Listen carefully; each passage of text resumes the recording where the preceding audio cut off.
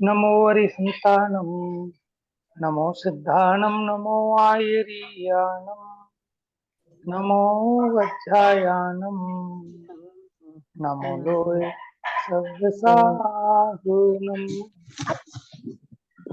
मार्गस्य नेतारं भेत्तारं कर्मभोक्तां ज्ञातारं विश्वतत्त्वानां वन्दे तद्गुणलब्धये। तो कल यहाँ अपनी चर्चा सप्तभंगी की चली। सप्तभंग माने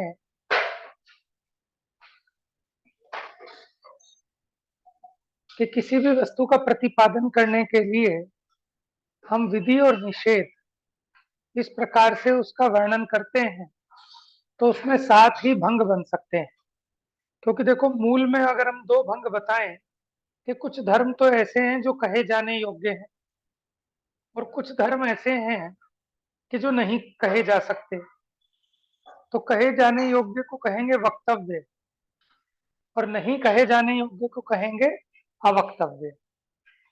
तो वक्तव्य के संबंध में तीन तथ्य बनेंगे। स्यात् अस्ति कि किसी अपेक्षा है, स्यात् नास्ति किसी अपेक्षा नहीं, स्यात् अस्ति और नास्ति। तो इस प्रकार हम वस्तु को किसी अपेक्षा माने उसका वक्तव्य बना है कह सकते हैं।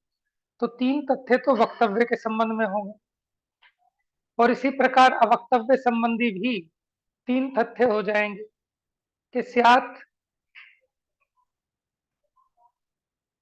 स्यात् अस्ति, स्यात् नास्ति, स्यात् अस्ति नास्ति। बस अंतर इतना है कि वक्तव्य वाले भंगों के पीछे हमने वक्तव्य नहीं बोला, लेकिन अवक्तव्य वाले भंगों के पीछे हमने अवक्तव्य बोला है। तो तीन और तीन छह हो गए ना ये, और बीच में एक आएगा स्यात् अवक्तव्य, यानी पहले तीन हो गए वक्तव्य के और बाद के चार हो गए अवक्तव्य के। यानी दो धर्मों को एक साथ नहीं कह सकने की अपेक्षा वस्तु के संबंध में कथनचित कुछ नहीं कहा जा सकता, क्योंकि वस्तु अनुभव गम्य तो है लेकिन कथन में आप एक साथ नहीं कह सकते।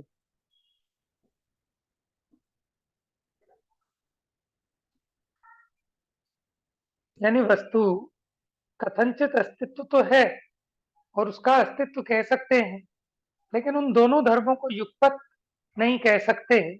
इसलिए आपका पांचवें नंबर का जो धर्म है वो है स्यात् अस्ति, कि कथनचित वस्तु अस्तित्व रूप होने पर भी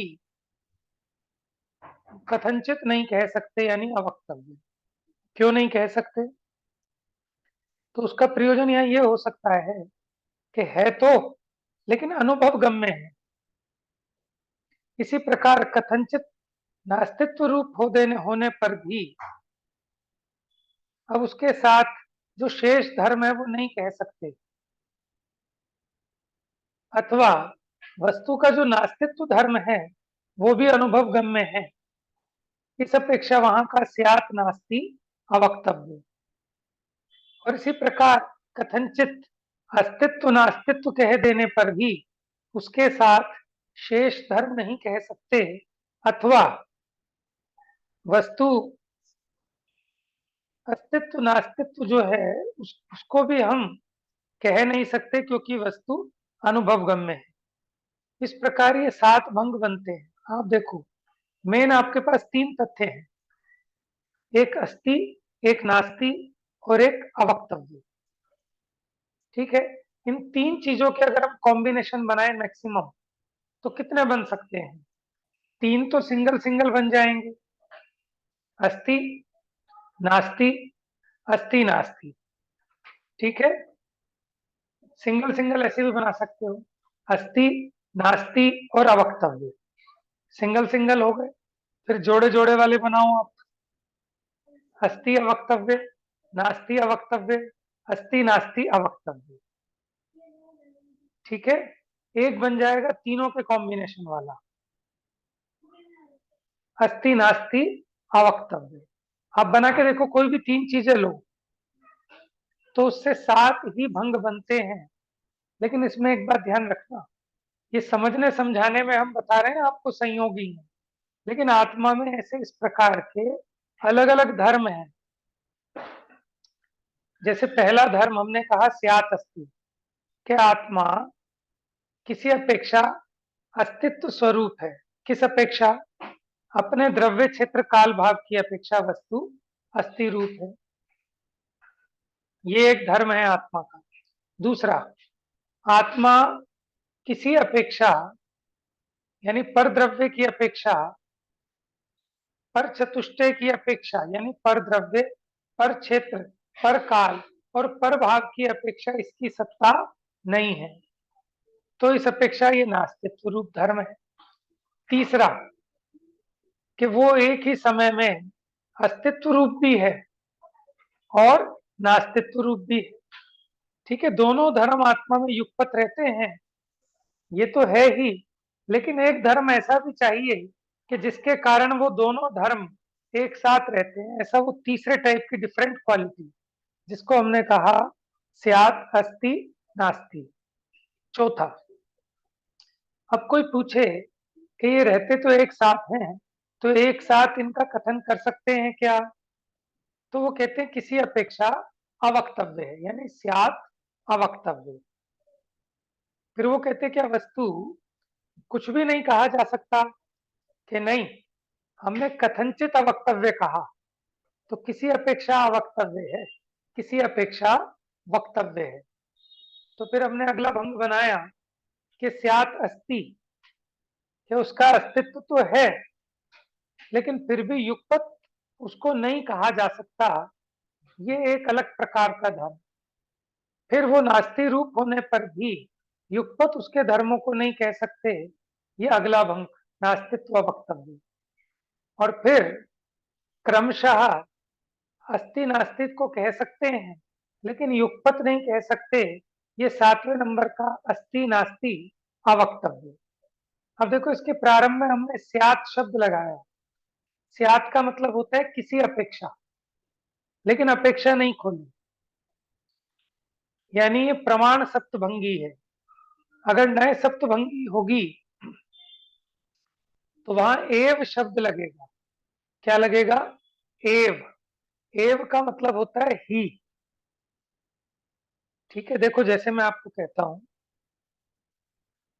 जैसे सीता किसी अपेक्षा पत्नी है, ठीक है, और मैं कहूं सीता राम की अपेक्षा पत्नी ही है। इस बात को दोबारा से समझना। देखो, जहां हम अपेक्षा नहीं खोलेंगे, जैसे हमने कहा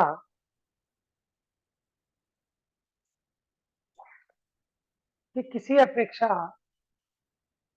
वस्तु अस्तित्व रूप भी है, किसी अपेक्षा वस्तु अस्तित्व रूप भी है, तो इसमें बाकी सारी बातें भी आ गई कि किसी अपेक्षा नास्तित्व रूप भी है।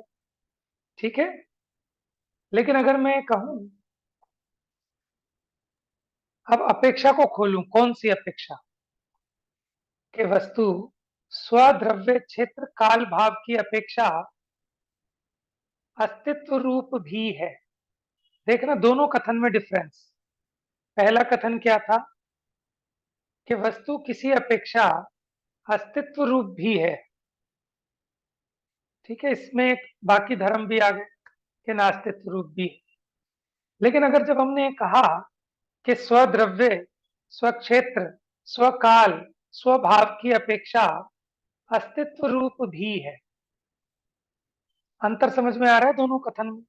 चलो उदाहरण से समझते हैं, उदाहरण से और थोड़ा सा इजी हो जाएगा। सीता किसी अपेक्षा पत्नी भी है, ठीक है, एक कथन। अब दूसरा कथन, सीता राम की पत्नी भी है। नहीं आ रहा समझ ये में? तो रॉन्ग है। हाँ, ये रॉन्ग हो दूसरा गया ना वाला तो फिर। रॉन्ग हो गया ना। राम अंतर की समझ में पत्नी आया? ही है। देखो पहले हमने कहा सीता किसी अपेक्षा पत्नी भी है, तो ठीक है कथन, हाँ, क्योंकि वो माँ दूसरा भी गलत। है, किसी अपेक्षा माँ भी है, किसी अपेक्षा बहन भी है, किसी अपेक्षा बेटी भी है। लेकिन जब हम उस अपेक्षा को खोलते हैं, जैसे सीता राम की अपेक्षा पत्नी भी है, तो फिर इसका अर्थ क्या गलत। निकलेगा? गलत है, पत्नी ही है। हाँ, तो इसका अर्थ सही नहीं निकलेगा ना। तो फिर तो ये मानना पड़ेगा राम की अपेक्षा बहन भी है, माँ भी है, बेटी भी है, जो कि गलत हो जाएगा। तो सही अर्थ क्या होगा फिर?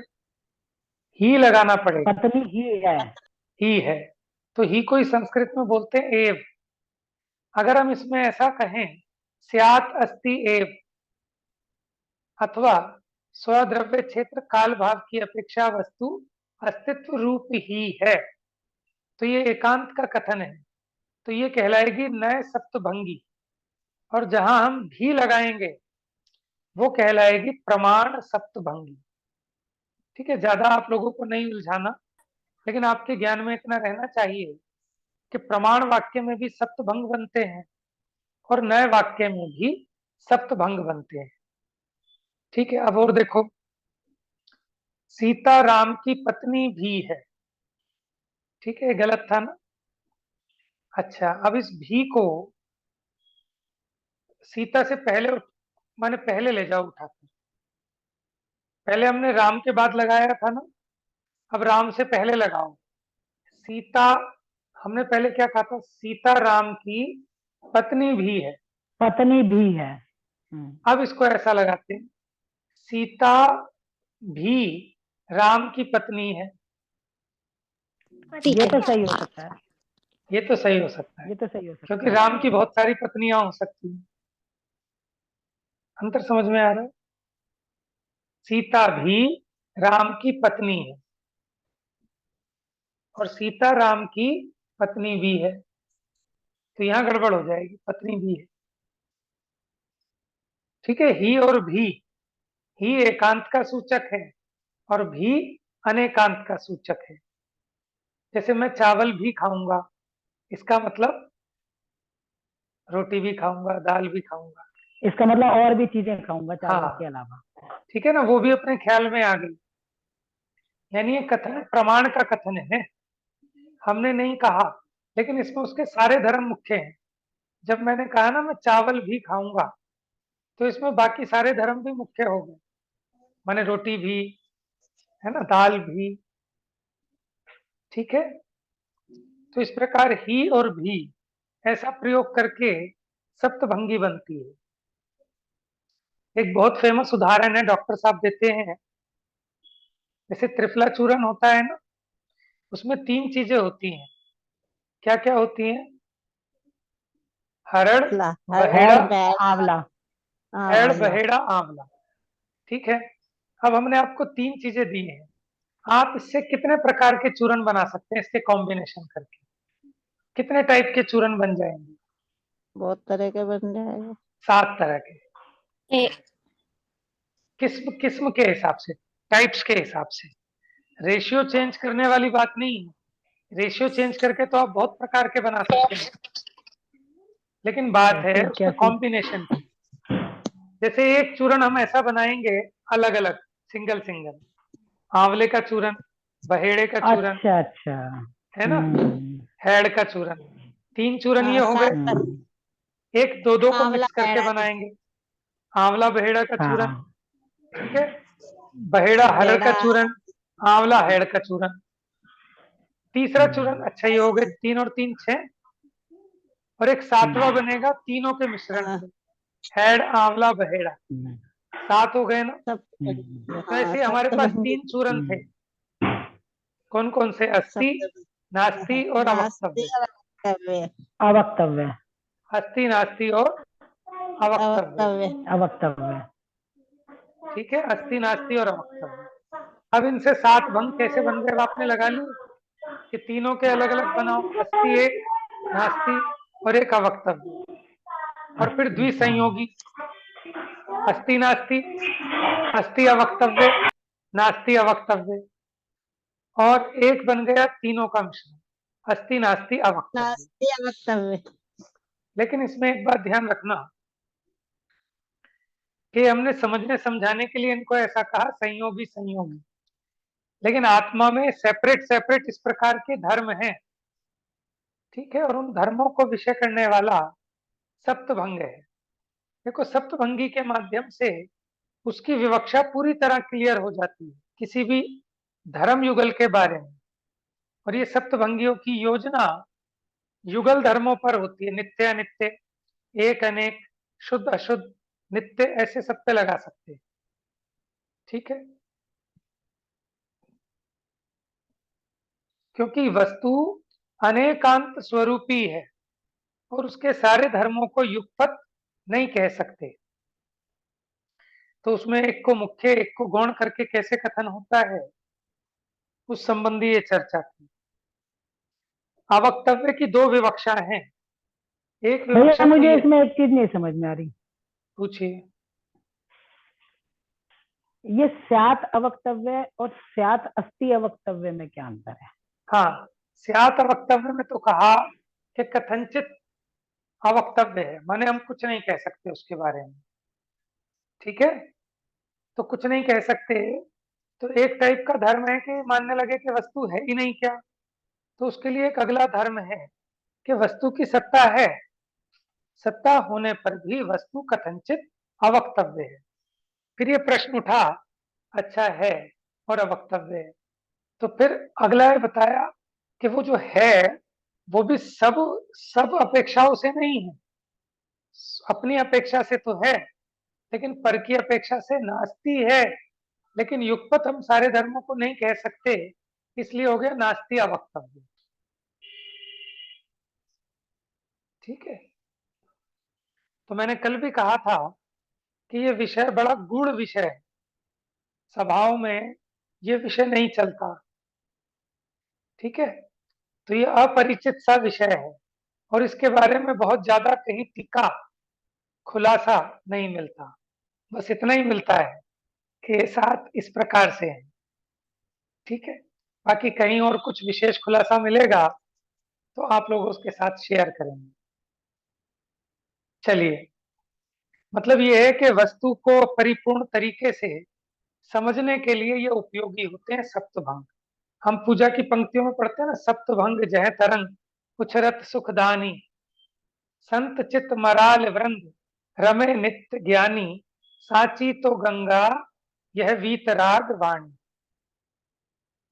तो जिस प्रकार जो समुद्र में तरंगे होती है ना, तो वो उसके मैल को बाहर फेंक देती हैं, अगर वो तरंगे ना हो तो उसकी निर्मलता ना बन सके, ठीक है।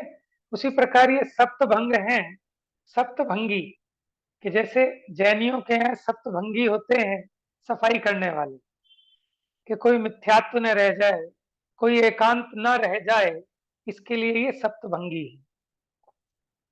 कुछ एक न्याय के ग्रंथ हैं, स्यादवाद मंजरी, स्यादवाद मंजरी, और एक और है शायद सप्तभंगी तरंगिणी, लेकिन वो संस्कृत में है, शायद हिंदी टीका भी हो गई हो, लेकिन बहुत कठिन है। मैंने अब तो नहीं,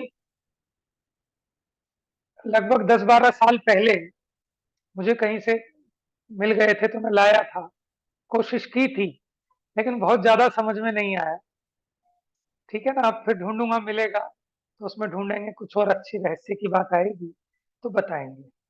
ये कुछ एक ऐसे विषय हैं जो समाज में कम चर्चा के चर्चित है, अचर्चित है, अपरिचित है।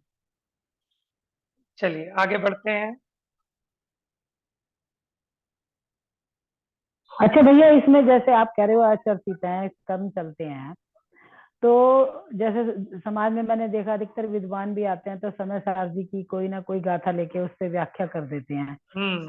तो ये चीज, लेकिन ये चीज समझे बगैर तो वो प्रॉपर वे में समझ नहीं आती, तो ये तो समझानी चाहिए ना। लेकिन हाँ, अब ऐसा है ना, देखो जो विद्वान बाहर से आते हैं, एक तो वो अपरिचित होते हैं लोगों से, कि सामने वालों की योग्यता कितनी है, उनका पूर्व ज्ञान कितना है, और फिर जब बाहर से विद्वान बुलाए जाते हैं तो उसमें अपेक्षा ये होती है कि अधिक से अधिक लोग लाभ ले सकें। तो उस समय अगर गूढ़ विषय लेंगे, है ना, तो पब्लिक उतना लाभ नहीं ले पाएगी। कुछ लोगों को तो फायदा होगा लेकिन सबको नहीं होगा। अच्छा, फिर ये भी नहीं कह सकते कि इस विषय के महारथी विद्वान बहुत थोड़े होंगे, गिने चुने होंगे, ठीक है ना, क्योंकि पब्लिक का भी उतना इंटरेस्ट नहीं होता। तो माल भी वही बेचा जाता है जिसकी मार्केट में डिमांड हो, तो सप्लाई भी तो उसी की होगी, और फिर अवेलेबल भी होना चाहिए। ये विषय बड़े कठिन, बोरिंग इस तरह के माने जाते हैं। तो सभाओं में तो फिर वही चीज लेनी होती है कि जो धर्म में नहीं लगे, वो भी धर्म को समझे और आकर्षित हो, और मूल मुद्दे की बात भी आ जाए। तो सामान्य चर्चा चलती है, विशेष चर्चा तो अपने दैनिक स्वाध्याय में ही चल सकती है। अब विद्वान तो 1 घंटे के प्रवचन में पढ़ेंगे नहीं कुछ भी, क्योंकि पढ़ना पॉसिबल भी नहीं है, क्योंकि पढ़ने में बोरिंग आती है थोड़ी सी।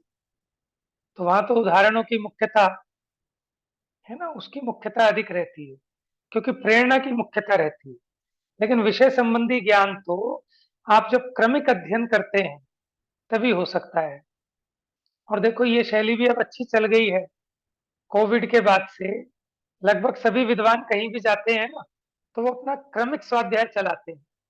पहले तो क्या होता था, कहीं कुछ ले रहे हैं, कहीं कुछ ले रहे हैं, लेकिन अभी अच्छा हो गया, क्योंकि श्रोता सबके सेम रहते हैं ऑनलाइन पे। चाहे अब जैसे अपने संजय जी जेवर वाले हैं, गोदा जी हैं, और भी जितने विद्वान हैं, तो उनका कंटिन्यूटी में चलता है, ये फायदे की बात है। तो उसमें विषय खुल पाता है, ठीक है। हम्म। तो ये जो सप्तभंग हैं, इसके लिए एक नए प्रज्ञापन, जो 47 नए हैं ना, 47 नए हैं प्रवचन सार जी के अंत में, उसमें कुछ ऐसे भंग हैं: स्वद्रव्य क्षेत्र काल भाव, पर द्रव्य क्षेत्र काल भाव से नास्ति, स्वद्रव्य क्षेत्र काल भाव से अस्ति। और अभी सप्तभंगी क्या है, इस पर सुमत भाई साहब जी के भी प्रवचन चल रहे हैं।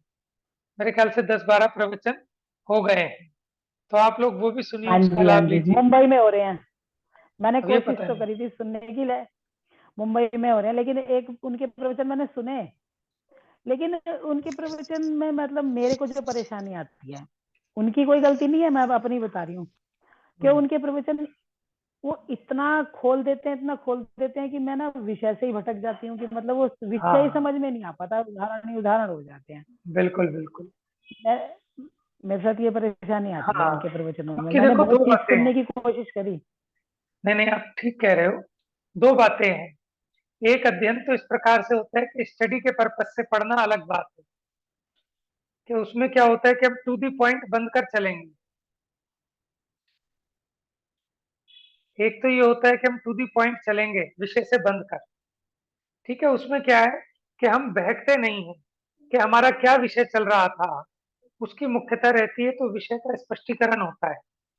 और एक होता है कि हमको तो स्वाद लेना है, माने आनंद करना है, विषय पे ज्यादा नहीं अटकना। तो उसमें क्या है, आनंद तो आता है, लेकिन विषय का स्पष्टीकरण उतना नहीं हो पाता। तो सबका हाँ, अलग मैं अलग सुमित टाइप जी के का टेस्ट प्रवचन है। जब भी किसी भी हाँ टॉपिक को लेकर उनके सुनना चाहती हूँ ना, तो पता चलता है टॉपिक क्लियर नहीं होता, बाकी बहुत अच्छा लगता है। हाँ, वो परिणामों की विशुद्धि की मुख्यता से होती है। तो परिणामों की विशुद्धि होती है, भेद ज्ञान होता है, ठीक है ना।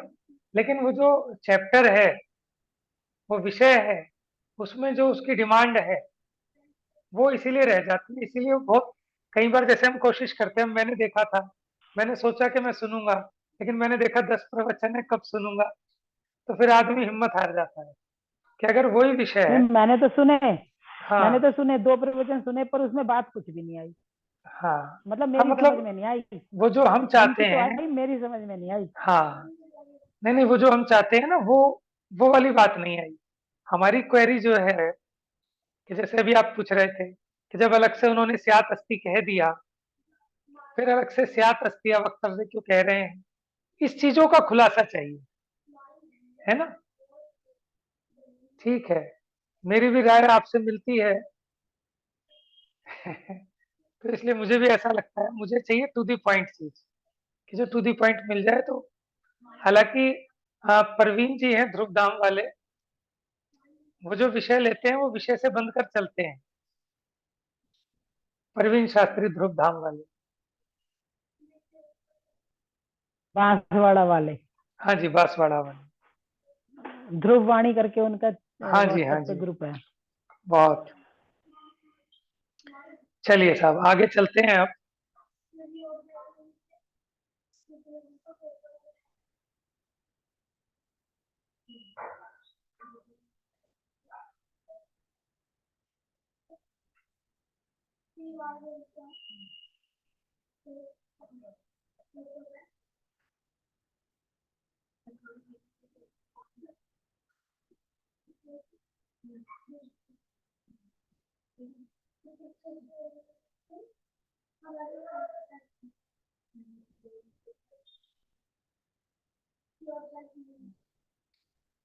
चलिए इसको पढ़ ही लेते हैं, फिर थोड़ा और स्पष्ट हो जाएगा।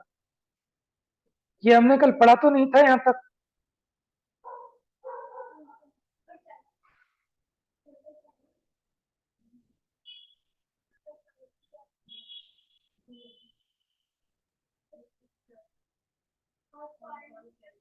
नहीं पढ़ा था भैया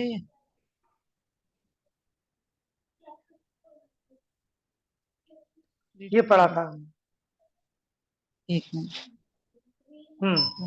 ये 7 भेद हैं। हाँ इनमें कुछ पद विधि रूप में प्रवृत्ति करते हैं, विधि माने पॉजिटिव, जैसे अस्थि, और कुछ पद निषेध रूप में प्रवृत्ति करेंगे, जैसे नास्ति वाले। अब विधि वालों का एग्जाम्पल दे रहे हैं, जैसे प्रत्येक वस्तु द्रव्य क्षेत्र काल भाव में अपने चतुष्टय से अस्थि रूप है। कुछ पद निषेध रूप में प्रवृत्ति करते हैं, प्रत्येक वस्तु पर चतुष्टय की अपेक्षा नास्ति रूप है। कुछ पद विधि और निषेध इन दोनों में अनुक्रम से, ठीक है, अनुक्रम से प्रवृत्ति करते हैं। अनुक्रम के बाद क्या? 1 by 1। जैसे प्रत्येक वस्तु अपने और पर के चतुष्टय की अपेक्षा क्रमशः अस्थि नास्ति रूप है। अब वस्तु में तो धर्म युगपत है, लेकिन क्रमशः इसलिए कह रहे हैं कि कथन में हम क्रमशः ही कह सकते हैं, ठीक है। तो ये 3 बोल थे वक्तव्य के। कुछ पद विधि निषेध दोनों की युगपत स्थिति के कारण अवक्तव्य रूप में प्रवृत्ति करते हैं, माने दोनों को युगपत कह पाना संभव नहीं है। जैसे प्रत्येक वस्तु अपने और पर के चतुष्टय की अपेक्षा एक साथ अस्थि नास्ति रूप है, परंतु दोनों को एक साथ कहना संभव नहीं है, इसलिए अवक्तव्य रूप है। कुछ पद विधि पूर्वक अनुक्रम से अवक्तव्य में प्रवृत्ति करते हैं। जैसे प्रत्येक वस्तु अपने चतुष्टय की अपेक्षा अस्तित्व रूप होने पर भी एक काल में उसका अस्तित्व नहीं कहा जा सकता, अतः अस्थि अवक्तव्य रूप। देखो नई बात आई है यहाँ पर। क्या कह रहे हैं? जो आपने प्रश्न किया था ना, अस्थि अवक्तव्य। प्रत्येक वस्तु अपने चतुष्टय की अपेक्षा, माने अपने स्वद्रव्य, स्वक्षेत्र, स्वकाल, स्वभाव की अपेक्षा अस्तित्व रूप होने पर भी एक काल में उसका अस्तित्व नहीं कहा जा सकता, क्योंकि अस्तित्व कहने के भी बहुत सारे एस्पेक्ट है ना, स्वद्रव्य से, स्वक्षेत्र से, स्वकाल से, स्वभाव से। तो कथनचित कहा जा सकता है, वो तो पहला बोल था, और ये कथनचित नहीं कहा जा सकता। माने जो अस्थि है, जो स्यात् अस्थि है, यानी पॉइंट नंबर 1 का वो था स्यात् अस्थि वक्तव्य, और ये जो पॉइंट नंबर 5 है, ये है स्यात् अस्थि अवक्तव्य, ठीक है। वो वक्तव्य की अपेक्षा भंग था पहला, और ये 5वां अवक्तव्य की अपेक्षा। जैसे देखो, किसी के बारे में आप कुछ कह सकते हैं, तो इसमें दोनों बातें हैं कि कुछ कह सकते हैं और कुछ नहीं कह सकते। तो इसके 2 भंग बन जाएंगे अस्थि के। कैसे? कि स्यात् अस्थि वक्तव्य और स्यात् अस्थि अवक्तव्य। किसी अपेक्षा अस्तित्व धर्म वक्तव्य है और किसी अपेक्षा अस्तित्व धर्म अवक्तव्य है। ठीक है। कुछ पद निषेध पूर्वक अनुक्रम से अवक्तव्य में ही प्रवृत्ति करते हैं। निषेध पूर्वक, जैसे प्रत्येक वस्तु पर चतुष्टय की अपेक्षा नास्तित्व रूप होने पर भी एक काल में नास्तित्व रूप कही नहीं जा सकती। माने है तो नास्ति रूप, अब कैसे कहोगे?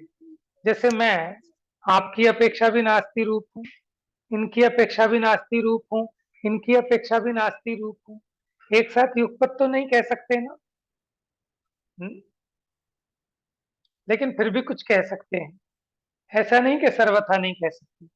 जैसे मैंने किसी को खड़ा किया कि साहब आप इनके बारे में 2 शब्द कहिए, तो वो कहते हैं साहब ये इतने अच्छे हैं, इतने अच्छे हैं, इनकी महानता इतनी है कि उन्हें शब्दों में कहा ही नहीं जा सकता।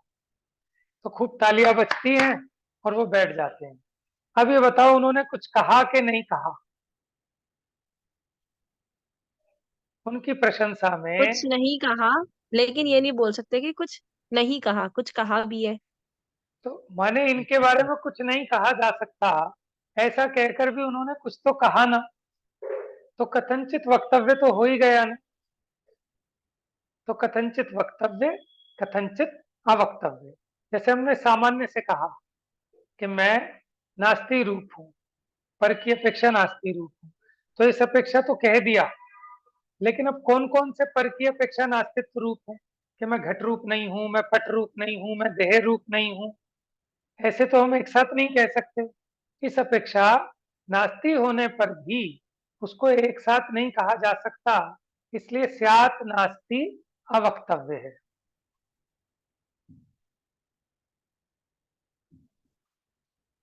अतः नास्तित्व अवक्तव्य रूप है। कुछ पद विधि निषेध पूर्वक अनुक्रम से अवक्तव्य में ही प्रवृत्ति करते हैं। अब ये तीसरे वाले का हो गया। जैसे प्रत्येक वस्तु अपने और पर के चतुष्टय की अपेक्षा एक ही समय में अस्तित्व नास्तित्व रूप होने पर भी एक ही काल में दोनों रूप कही नहीं जा सकती, अतः अस्ति नास्ति अवक्तव्य रूप है। और जो तीसरे नंबर का था अस्ति नास्ति, उसमें वक्तव्य था कि हमने इस अपेक्षा तो कहा ना कि एक ही साथ अस्ति नास्ति है। इस प्रकार पद के अनुसार विधि निषेध की अपेक्षा एक ही वस्तु में स्यात् अस्ति आदि 7 भंग घटित हो जाते हैं। प्रत्येक वस्तु अपने चतुष्टय की अपेक्षा अस्ति स्वरूप है। जैसे घट अपने द्रव्य क्षेत्र काल भाव से अस्ति रूप है, उसमें गुण पर्यायों के समुदाय रूप मिट्टी, वो तो हो गया द्रव्य, द्रव्य क्षेत्र काल भाव समझा रहे हैं कि जो मिट्टी है वो उसका द्रव्य है।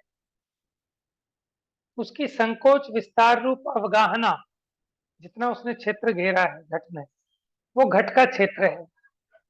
और घट रूप जो दशा है, अवस्था पर्याय, वो उसका काल है। और घटाकार गुण पर्याय रूप मिट्टी की अवस्था, माने उसके जो गुण धर्म हैं, वो उसका भाव है। इसी प्रकार प्रत्येक वस्तु अपने चतुष्टय की अपेक्षा अस्ति रूप है। ये पहला भंग हुआ। इसी प्रकार प्रत्येक वस्तु पर द्रव्य, पर क्षेत्र, पर काल, पर भाव की अपेक्षा नास्ति रूप है। जैसे घट पट रूप नहीं है, तो कैसे नहीं है? घट पट आदि पर द्रव्यों के चतुष्टय की अपेक्षा नास्ति रूप है, क्योंकि अपने स्वरूप का ग्रहण और पर रूप का त्याग, तभी वस्तु का वस्तुपना कायम रहता है। अगर वस्तु अपने स्वरूप को भी ग्रहण करे और पर रूप को भी ग्रहण करे, माने घट घट घट रूप भी हो और घट पट रूप भी हो, तो फिर उसकी सत्ता सिद्ध नहीं होगी, फिर वो घड़ा नहीं रहेगा। ठीक है। तो घड़ा अतः भी नहीं रहेगा और विश्वास भी नहीं रहेगा कि कब पता नहीं क्या हो जाएगा ये। हाँ किसी भी चीज का, मान लो क्या रात हो को जाएगा? जैसे वो फिर तो ऐसा है ना, बारिश जी कहते हैं रात को चीनी रख के सोएंगे, सुबह नमक हो जाएगा, पता ही अरे नहीं क्या हो नमक, जाएगा। नमक तो हो जाएगा, लेकिन आप ये देखो ना, कुछ भी नहीं बचेगा दुनिया में। क्यों नहीं बचेगा? हाँ, कि घट जब पट रूप हो गया तो पट भी किसी और तो रूप हो पट क्या जाएगा। होगा? माने यही और बात जितने है। अन्य द्रव्य हैं वो भी तो किसी ना एक दूसरे रूप हो जाएंगे, तो फिर अनंत व्यक्तिता नष्ट हो जाएगी। जो अनंत पदार्थ हैं अब उनकी इंडिविजुअलिटी जब खत्म हो गड़बड़ जाएगी। गड़बड़ हो जाएगा सब।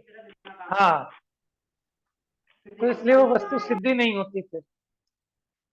तो पर का नास्तिपना, यानी घट घट रूप रहता है, पट रूप नहीं होता। इसी में घट की सत्ता बनी रहती है, नहीं तो घट नष्ट हो जाए तो वो अपने अस्तित्व को सुरक्षित रखता है। ये दूसरा भंग हो गया नास्तित्व। जो वस्तु अपने द्रव्य क्षेत्र काल भाव रूप चतुष्टय की अपेक्षा अस्थि रूप है, वही वस्तु, कोई अलग नहीं, वही वस्तु पर के द्रव्य क्षेत्र काल भाव रूप चतुष्टय की अपेक्षा नास्ति रूप है। तो इस प्रकार प्रत्येक वस्तु अस्थि नास्ति दोनों रूप है। जैसे घट अपने चतुष्टय की अपेक्षा तो है, लेकिन पट के चतुष्टय की अपेक्षा घट नहीं है। ये तीसरा भंग हुआ। चौथा भंग, प्रत्येक वस्तु प्रति समय अस्थि नास्ति दोनों धर्म रूप होने पर भी उन्हें एक साथ कहना संभव नहीं है, क्योंकि वचन सदा क्रमिक ही होते हैं, उन्हें एक साथ नहीं कहा जा सकता। अतः वस्तु कथनचित अवक्तव्य है। अब क्या क्या अवक्तव्य है, फिर वो आगे के भंगों में बता दिया तीन में, कि उसका है धर्म अवक्तव्य है, उसका नास्तित्व धर्म अवक्तव्य है, उसका अस्ति नास्ति धर्म अवक्तव्य है।